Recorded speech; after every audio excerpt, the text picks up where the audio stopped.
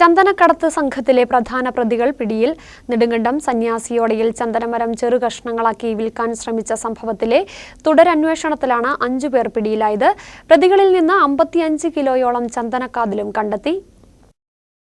ഹൈറേഞ്ചിൽ നിന്നും ചന്ദനം കടത്തുന്നതിൽ പ്രധാന കണ്ണിയായ അങ്കിൾ എന്ന നെടുങ്കണ്ടം ചോറ്റുപാറ സ്വദേശി കളത്തിൽ ബാബു, രാമക്കൽമേട് തെള്ളിയിൽ ഹസൻ, സന്യാസിയോടയിൽ ചന്ദനം ചെത്തി കഷ്ണങ്ങളാക്കി വിൽക്കാൻ ശ്രമിച്ച കേസിൽ ഒളിവിൽ കഴിഞ്ഞിരുന്ന സന്യാസിയോട സ്വദേശി സച്ചു, തൂക്കുപാലം സ്വദേശികളായ അജികുമാർ, ഷിബു എസ് എന്നിവരാണ് അറസ്റ്റിലായത്. സംഭവത്തിൽ ഒരാൾ മുൻപ് അറസ്റ്റിലായിരുന്നു. സന്യാസിയോടയിലെ ചന്ദനക്കേസിൽ കുമളി ഫോറസ്റ്റ് റേഞ്ച് പ്രത്യേക അന്വേഷണ സംഘം തുടർ അന്വേഷണം നടത്തുന്നതിനിടയിലാണ് ഒളിവിൽ കഴിഞ്ഞിരുന്ന 3 പ്രതികളും അറസ്റ്റിലായത്. ചെറുകഷ്ണങ്ങളാക്കി കടത്തുന്നതിനായി സൂക്ഷിച്ചിരുന്ന 55 കിലോഗ്രാം കാതലും കണ്ടെത്തി.